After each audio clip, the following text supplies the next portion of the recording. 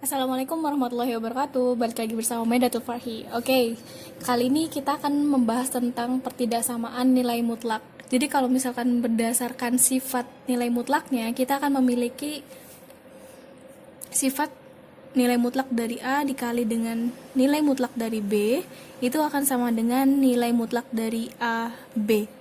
Jadi sebenarnya perkalian atau pembagian itu nggak berpengaruh ke sifat dari nilai mutlaknya. Terus kita misal punya kepersamaan kuadrat. Jadi kalau misalkan kita punya nilai mutlak dari X yang dikuadratkan, itu akan sama dengan X kuadrat. Nah, berarti kalau misalnya kita cari X-nya, nilai mutlak dari X-nya itu sama dengan akar dari X kuadratnya. Nah, tapi sebenarnya si nilai mutlak ini pengkuadratannya itu nggak bisa mempertahankan pertidaksamaan.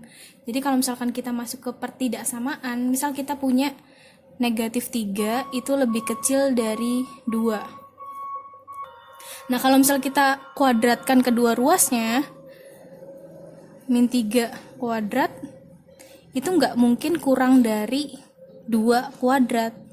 Malah dia sebaliknya, karena ini hasilnya 9, itu pasti lebih besar daripada 4. Jadi pengkuadratannya itu nggak bisa mempertahankan nilai dari pertidaksamaannya.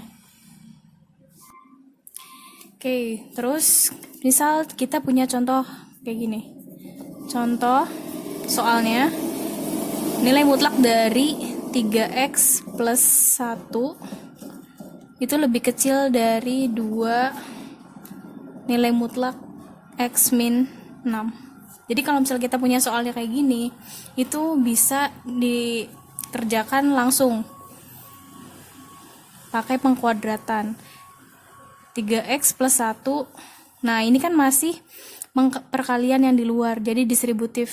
Kita langsung kaliin aja ke dalam 2x min 12.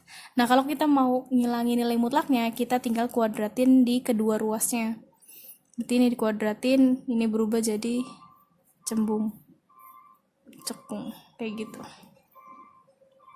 Ini dikuadratin berarti 9x kuadrat plus 6x plus 1 kurang dari 4x kuadrat min 48x plus 144. Nah, kalau misalnya secara manualnya kita bisa pindah ruaskan karena di sini masih ya pertidaksamaan lah. 9x kuadrat min 4x kuadrat 6x plus 48x plus 1 plus 144 kurang dari 0. Berarti ini 5x kuadrat tambah 54x min 100, ini plus jadi minus, min 143 kurang dari 0. Nah, ini bisa difaktorkan. Ini 5x, ini x. Faktor dari 1, 4, 3, 5, 13, 11. Karena di sini minus, berarti ada yang plus, ada yang minus. Oke. Kalau misalnya kita bikin garis bilangannya, berarti nilai x-nya tuh ada yang 11, ada yang kebalik. 5,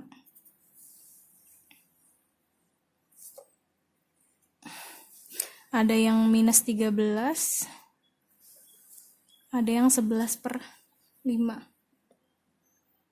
Nah, kita cek nilainya, misal di sini ada angka 0, kita masukin 0-nya, 0 dikali negatif berarti dia positif. Berarti nilainya di antara min 3 sama 11/5. Jadi nilai X-nya di antara min 3 dan 11/5.